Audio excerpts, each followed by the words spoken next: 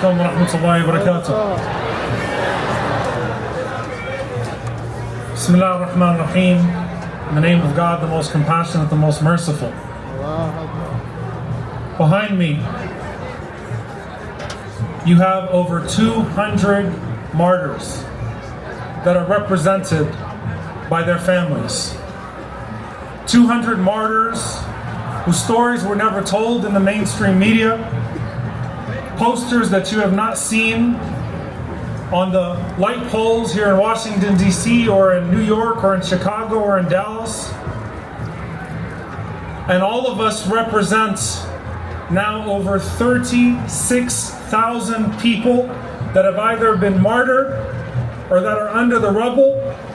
And I want you to appreciate that in this country, this isn't our first protest.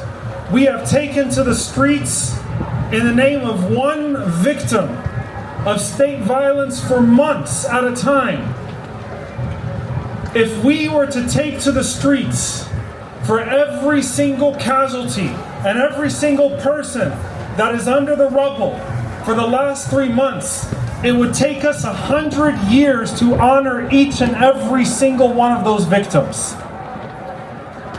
And if we were to collectively take to the streets for the rest of our lives, for just one of the people on these posters, for just one Wa'al al-Dahduh, it would be worth it.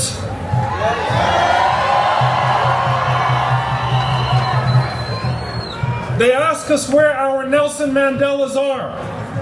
We say that our Mandela is suing you criminals at The Hague right now for genocide. We say that our Mandelas are the children that have resisted over 7 decades of occupation standing in front of Israeli tanks.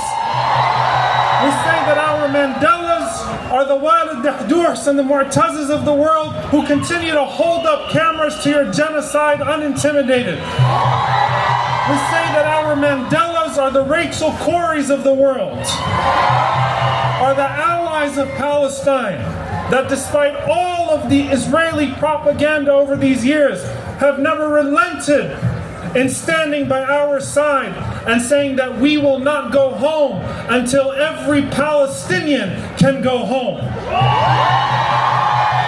Dear brothers and sisters, I wonder what Desmond Tutu, who went to Palestine and recognized apartheid and said this is even worse than what we experienced in South Africa, and who particularly bemoaned watching ambulances blocked by checkpoints and apartheid walls. I wonder what he would say watching this genocidal government bomb hospitals and ambulances today.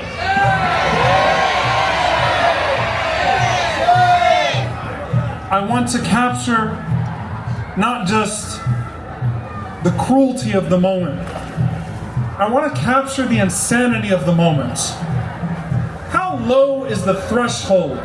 How low the barometer that calling for a ceasefire is too much for some politicians and media commentators and people who claim to be for human rights with the backdrop of 10,000 murdered children. How low is the threshold of morality? And so we say that if with the backdrop of genocide, you have still not found it in your moral conscience to call for a ceasefire, you are heartless. And we say that if with the backdrop of the occupation and apartheid that enabled the genocide in the first place, you still have not called for the end of the decades-long atrocities against our people, you are shameless. And if you have failed to see our humanity, we have not failed to see your hypocrisy. And you've made it clear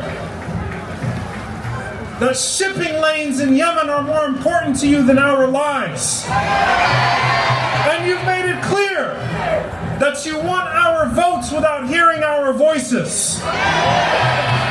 But we're going to make you hear our voice today on behalf of all of these families and all of the martyrs and all of standing strong. Joseph Robinette Biden Jr., we charge you with genocide. We charge you with genocide. We charge you with genocide. We charge you with genocide. We charge you with genocide. We charge you with genocide. We charge you with genocide. We charge you with genocide. We charge you with genocide. Assalamu alaikum wa rahmatullahi wa barakatuh.